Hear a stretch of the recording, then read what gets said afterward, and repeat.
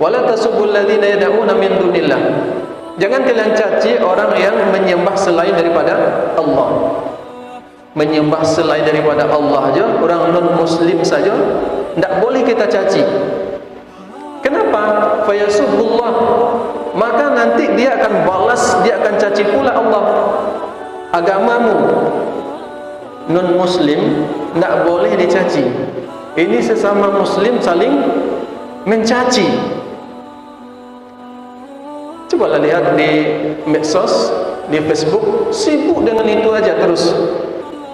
Lihatlah Ustaz Razi, Dr. Razi. Lihatlah Ustaz Ramli. Lihatlah untuk Ustaz Ramli, singanya Aswaja. Nanti dibandingkan dengan Ustaz-Ustaz Salafi. Modeko Ustaz yang sebenarnya punya etika, punya akhlak.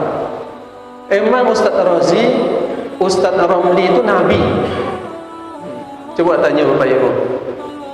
Emang Ustaz Razi, Ustaz Ramli yang terkenal di TV itu, yang baru-baru viral ini itu, emang beliau Nabi? Mereka Nabi? Tidak. Mereka ada salahnya, ada khilafnya. Mungkin suatu saat dia benar, bisa jadi suatu saat dia salah. Tidak boleh kita terlalu mengagung-agungkan. Ini Bismillahirrahmanirrahim. Assalamualaikum warahmatullahi wabarakatuh. Alhamdulillahi wa kafa. Wassalatu wassalamu ala nabiyil mustafa wa ala alihi wa ashabihi ahli sidqi wal wafa. Ashhadu an la ilaha illallah wahdahu la syarika lah, wa ashhadu anna Muhammadan abduhu wa rasuluh sallallahu alaihi wasallam. Kaum muslimin, kaum muslimat, Bapak Ibu rahimakumullah. Pertama, kita bersyukur kepada Allah yang senantiasa memberikan nikmatnya kepada kita, yang melimpahkan nikmatnya kepada kita. Walaupun ada di antara kita yang lalai, tapi Allah tidak pernah menahan nikmatnya. Kalau kita lihat subuh ini, orang itu aja yang sholat subuh, itu aja, tidak ada pendatang baru. Kalau ibu-ibu, Ibu Upi, kemudian ibu siapa lagi? Ibu siapa? Iya. Kemudian kalau bapak-bapaknya, Ustadz muda, UM Disun Kurnia Ilahi, MM, itu aja. Yang lain bagaimana? Tidur sampai jam 7. Ini yang bukan orang yang sholat di rumah, yang tidak sholat maksudnya. Bagaimana ini maksiat Bapak Ibu? Ini kita berdosa kepada Allah.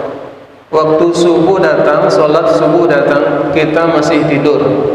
Ini berdosa, maksiat. Tapi pernah tidak Allah menahan udara ini, nikmatnya? Pernah tidak Allah tahan? Masih Allah berikan udara yang segar kepada kita. Kalau sempat Allah seperti manusia, tidak sholat subuh kalian, tahan udara sementara. Udah kalau kabut kita mencari oksigen. Kalau Allah mempunyai sifat pendendam seperti manusia. Ini ada kita yang tidak sholat subuh, mungkin sholat subuhnya jam 7 atau jam 8, apalagi libur sekarang. Libur ini kita tidur sampai jam 8. Maksiat, berdosa kita kepada Allah, tapi Allah tetap berikan nikmatnya, tidak pernah ditahan nikmatnya. Maka oleh sebab itu kita banyak-banyak mengucapkan Alhamdulillah, Alhamdulillahirabbil alamin. Salawat dan salam semoga disampaikan kepada Nabi kita yang mulia, yaitu Nabi Muhammad sallallahu alaihi wasallam. Allahumma salli ala Muhammad wa ali Muhammad. Bapak Ibu, pada subuh kali ini kita akan membahas kajian tidak boleh berlebih-lebihan di dalam Islam. Tidak boleh berlebih-lebihan dalam Islam. Dalam apa saja tidak boleh, dalam perkara dunia dan perkara akhirat sekalipun tidak boleh berlebih-lebihan. Apa contohnya? Makan, minum, tidak boleh berlebih-lebihan. Orang kalau lebih-lebihan makan banyak kok.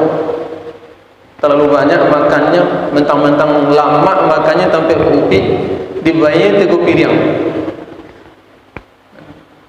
Sebenarnya kapasitas paruhnya kok 1 piring yo, cuma dia nampak lawak bakar apa? Ikan panggang upik kan. Bertambahlah 2 piring lain. Bertambah 2 piring lain, kapasitas paruhnya sepiring ya. Bertambah, akhirnya sakit, tak boleh berlebih-lebihan. Makan, minum, bapasan jus sadonya, nampak jus mangga pasan lo, nampak jus jeruk bapasan lo, akhirnya tidak baik untuk kesehatan, sakit. Maka di dalam ayat surat Al-A'raf Allah berfirman, ya bani Adam khudhu zinatakum inda kulli masjid wa kulu washrabu wa la tusrifu innahu la yuhibbul musrifin.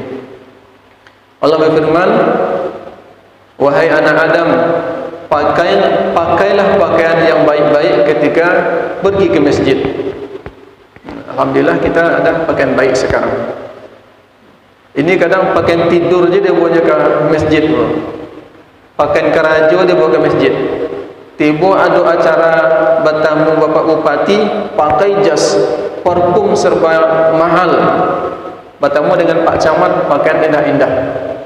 Tetapi pai bertamu dengan Allah, pakaian lusuh, pakaian tidur, pakaian ke sawah, pakaian ke ladang. Pakai pula lah pakaian yang baik-baik, yang suci, yang bersih menghadap Allah Subhanahu wa taala. Kemudian apa kata Allah? Wa kulu washrabu, makanlah dan minumlah, wala tusrifu, jangan berlebih-lebihan. Wala tusrifu, jangan berlebih-lebihan. Innahu la yuhibbul musrifin, sesungguhnya Allah tidak suka kepada orang yang berlebih-lebihan. Masalah dunia tak boleh berlebihan, masalah akhirat juga seperti itu. Setelah ini kita akan bacakan sebuah hadis yang menceritakan salah seorang sahabiah yang ibadahnya berlebih-lebihan. Sekarang perkara dunia. Tadi makan, minum, berpakaian, bersolek. Tahu bersolek bu? Kalau bersolek itu bahasa awaknya mengatu. Bermakeup, menggaya, babadak. Iya babadak bu. Babadak, menggaya. Iku hari panih, tahu di pesisir ku kapannya dipakainya badak 3 cm. Badak tababana, lipstick tababana. Berlebih-lebihan. Ketika datang panih di siang hari, melelehlah badaknya jadi, meleleh lipstiknya, rancak jadinya tidak indah, tidak rancak. Makanya jangan berlebih-lebihan dalam berhias, bergaya, bersolek, sekedarnya saja. Karena Allah tidak suka dengan orang yang berlebih-lebihan. Kemudian begitu juga perkara akhirat, ibadah solat. Ada dalam sebuah hadis dari Anas bin Malik, beliau berkata, dakhala an-nabiy sallallahu alaihi wasallam al-masjid. Rasulullah sallallahu alaihi wasallam masuk ke dalam sebuah masjid. Fa idza hablum mamdudun bainas sariyatain. Ketika Nabi masuk masjid itu, Nabi melihat ada tali terbentang antara 2 tiang. Nabi melihat ada tali terbentang di antara dua tiang. Berarti di lataan tali dibentangkan. Maka Nabi berkata, "Ma hadzal habl?" Heran Nabi. Tali alo yang ada di masjid kau. Awak pun pasti begitu. Kalau nampak di belakang tu, kan dua-dua tiang tu. Nampak tali di situ tergantung. Dibentangkan tali dari tiang ke tiang. Pasti temandang lu upi. Biasa tak ada tali juga. Kini ada tali dibentang. Nabi heran, "Ma hadzal habl?" Tali apa ini? Kemudian faqalu, mereka menjawab, "Hadzal hablun li Zainab, idza fatarat ta'allaqat." Tali ini punya si Zainab. Apabila dia letih ketika solat, ketika beribadah, dia bergantung di situ. Itu berlebih-lebihan atau tidak? Berlebih-lebihan. Idza fatarat ta'allaqat. Apabila dia letih, dia bergantung di tali itu. Kemudian apa kata Nabi? La hullu. Jangan berbuat demikian. Hullu, lepaskan tali itu. Idza fatara, apabila seseorang letih, lelah, ya. Kata Rasulullah, li yusalli ahadukum idza fatara falyarqud. Ada dalam lafaz lain, falyaqud. Jangan lakukan demikian. Apabila salah seorang di antara kalian letih, maka hendaklah dia duduk, hendaklah dia berbaring, hendaklah dia tidur. Jangan ibadah aja tarik kecil Nabi. Liyusalli ahadukum nasyatahu. Hendaklah kalian solat dalam keadaan bersemangat. Bersemangat.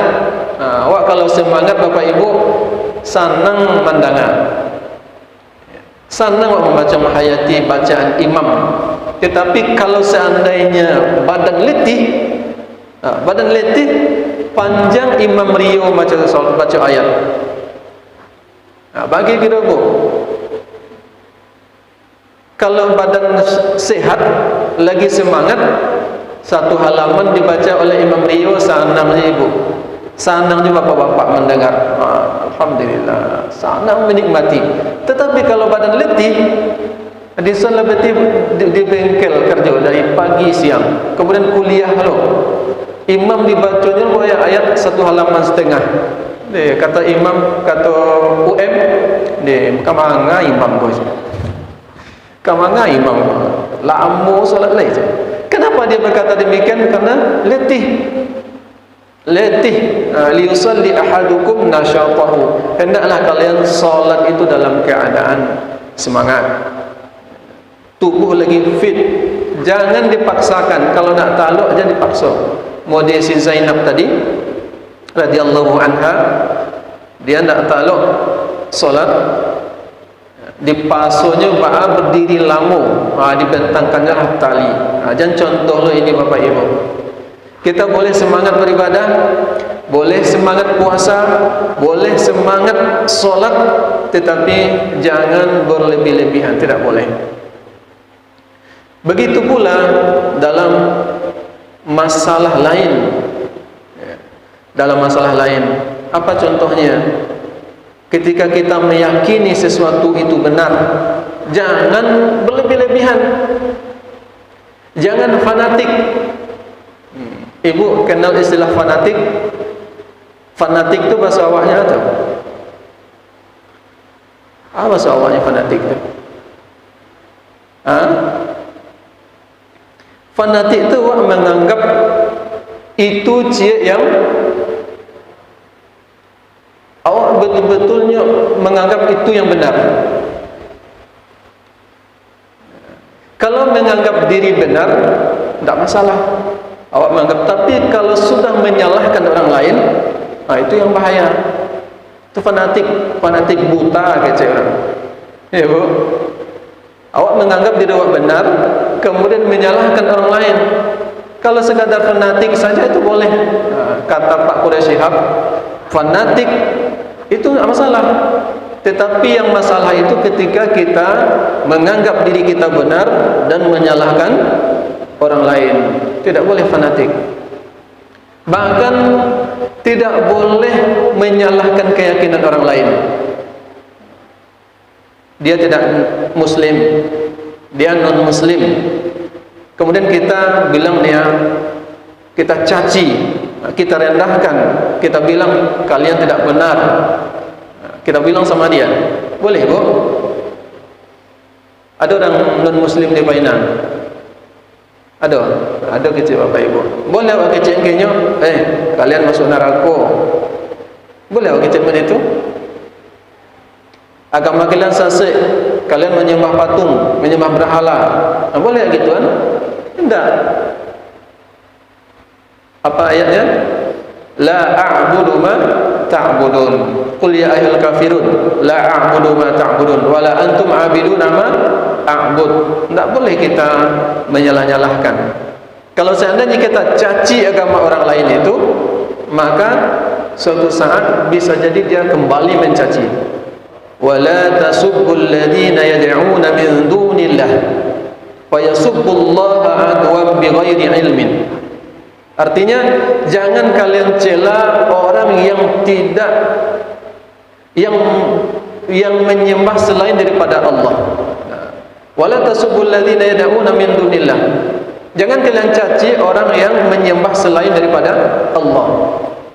Menyembah selain daripada Allah saja, orang non muslim saja tidak boleh kita caci. Kenapa? Fayasubbullah, maka nanti dia akan balas, dia akan caci pula Allah. Agamamu, orang non muslim, orang kalau terjemahkan kafir, non muslim yang tidak seakidah dengan kita, tidak boleh kita caci. Apalagi kalau dia orang muslim, seakidah, seiman dengan kita, kemudian kita caci, ini tidak boleh bapak ibu. Sekarang hangat di media, di medsos, peperangan antara ustaz, na'udzubillah. Kita sangat bersedih bapak ibu. Non muslim tidak boleh dicaci. Ini sesama muslim saling mencaci, tidak boleh. Sekarang ada suatu kelompok dikirimlah video-video ustadznya, sehingga dia buat di atasnya judulnya itu, beginilah seorang ustadz yang punya akhlak, yang cara penyampaiannya baik, punya etika. Ustadz lain bagaimana? Memang ustadz lain tidak punya akhlak, tidak punya etika, tidak beradab. Cobalah lihat di medsos, di Facebook, sibuk dengan itu aja terus. Lihatlah Ustaz Razi, Dr. Razi. Lihatlah Ustaz Ramli. Lihatlah untuk Ustaz Ramli, singanya Aswaja. Lihatlah Ustaz Razi, kudanya Aswaja. Kalau disabui nama-nama tentang ganas itu saja ya. Nanti dibandingkan dengan Ustaz-Ustaz Salafi. Modeko Ustaz yang sebenarnya punya etika, punya akhlak. Emang Ustaz Razi, Ustaz Ramli itu Nabi? Coba tanya bapak ibu. Emang Ustaz Razi, Ustaz Ramli yang terkenal di TV itu, yang baru-baru viral ini itu, emang beliau Nabi? Mereka Nabi? Tidak. Mereka ada salahnya, ada khilafnya. Mungkin suatu saat dia benar, bisa jadi suatu saat dia salah. Tidak boleh kita terlalu mengagung-agungkan. Ini Asy'ari, diserangnya orang Salafi. Tim-tim Salafi ini juga tidak senang. Dibuat pula lah video. Beginilah ustaz-ustaz sunnah. Dibuat pula video serangan balik. Beginilah Ustaz Dr. Firanda. Beginilah Ustaz Khalid Basalamah. Beginilah Ustaz Abdul Hakim Amir bin Abdad. Beginilah Ustaz Abdul Hakim Amir Abdad. Emang mereka itu malaikat? Ustaz Firanda, Ustaz Khalid Basalamah, Ustaz Syafiq Basalamah, ini kena lebut nama-nama yang lain. Beliau orang hebat. Tetapi mereka bukan bukan Nabi, ada salahnya. Jadi jangan terlalu kita mengagung-agungkan, kemudian kita cela kelompok lain. Tidak boleh dalam agama kita. Bisa jadi mereka salah di dalam sebuah ini. Kalau seandainya orang itu salah, ya, khilaf dalam masalah apa? Masalah keyakinan, kepercayaan, jangan kita cela. Kalau seandainya mereka salah, merekalah yang menanggung dosanya. Rasulullah berkata, Allah Subhanahu wa taala berkata kepada Nabi, "Qul la tus'aluna 'amma ajramna." Wahai Muhammad, katakan, la tus'aluna 'amma ajramna. Sesungguhnya kalian tidak akan diminta pertanggungjawaban atas dosa yang kami lakukan. Wala nus'alu 'amma ta'malun. Dan kami juga tidak diminta untuk mempertanggungjawabkan dosa yang kalian lakukan. Jadi kalau salah mereka, berdosa mereka, tidak ada hubungan dengan kita. Biarlah mereka, kalau salah mereka berpendapat, mereka yang tanggung jawab, mereka yang tanggung dosa sendiri. Ya. Jadi kita yakini keyakinan kita sendiri-sendiri, jangan kita fanatik. Kalau kita perturutkan Bapak Ibu, maka bermasalahlah kita, tidak akan ada ketenangan. Sementara kita disuruh dalam agama untuk bersatu. Kita sepakat dalam persamaan, kemudian saling memahami ketika ada perbedaan. Jangan dipertajam Bapak Ibu. Ada masalah seketika dipertajam. Masalah kunut dipertajam. Masalah menjaharkan basmalah dipertajam. Masalah istiwa dipertajam. Tahu istiwa, Bu? Bapak Ibu, istiwa, Allah bersemayam di atas arasy. Kita orang Asy'ari begini penafsirannya. Kita ahlu sunnah, orang salafi, begini penafsirannya. Akhirnya tidak berkesudahan, habis waktu membahas itu terus. Mulai dia lahir sampai kiamat nanti, permasalahan itu akan tetap ada. Apakah kita masih berlarut-larut dalam masalah itu? Ya Bu, dari wakini ya sampai kiamat besok, lahir anak awak, lahir cucu, masalah itu akan ada tarikh. Karena anak-anaknya akan belajar itu, belajar Asy'ari, belajar Salafi, belajar Sufi, akan ada terus. Mari kita saling tasamuh, saling memahami. Tidak boleh saling menjatuhkan, menyerang. Buya Hamka kenal Bu? Buya Hamka adalah orang Muhammadiyah. Ketika dia sholat di tempat orang yang kunut, ditanyanya, masjid ini kunut? Iya. Disuruh imam, tidak mau Buya Hamka. Kalau mau sholat, mau tak pakai kunut, heboh orang nanti. Makanya kalau kita sholat, nampak di siku, alhamdulillah, bertanya ke imam, sholat di siku Pak Imam, samu ya sholat ustaz. Ya. Alhamdulillah, maka bebas, samu ya sholat ustaz. Lain ada kunut lah, lain ada pakai la ilaha illallah, tahlil di belakang. Karena ada sebagian masjid pernah hamba jadi imam, ternyata pakai tahlil setelah salat subuh. Langsung disuruhnya ustaz, hamba maduk ke belakang, assalamualaikum warahmatullah, assalamualaikum warahmatullah. Pas maduk ke belakang, ustaz, pergi panggilnya ada jamaah, ustaz, tahlil. Awak dah biasa tahlil dah. Bukan tak pandai. Pandailah, masa tahlil tak pandai? Mengucapkan la ilaha illallah, masa tak pandai mengucapkan? Cuma tak terbiasa. Tidak membiasakan amalan seperti itu. Disuruh baca tahlil. Besok-besoknya ketika ada solat di tempat lain, diundang ceramah atau pergi ke tempat lain, disuruh imam, saya tanya dulu di sini bagaimana? Pakai kunut solatnya, bismillahnya dijaharkan, nanti pakai tahlil, oh iya, Bapak imam saya tak biasa, nanti kaku. Jadi kita harus saling memahami perbedaan ini, harus berlapang dada, jangan berlebih-lebihan. Ini berlebih-lebihan Bapak Ibu. Orang kita menganggap pendapat kita benar, kemudian menyalahkan orang lain. Ini disebut dengan ghulu. berlebih-lebihan dalam agama, tidak diizinkan, tidak dibolehkan dalam agama kita. Mungkin itu Bapak Ibu, mudah-mudahan kita bisa bijaksana dalam beribadah. Demikian saja, subhanakallahumma bihamdika asyhadu an la ilaha illa anta astaghfiruka wa atubu ilaik. Assalamualaikum warahmatullahi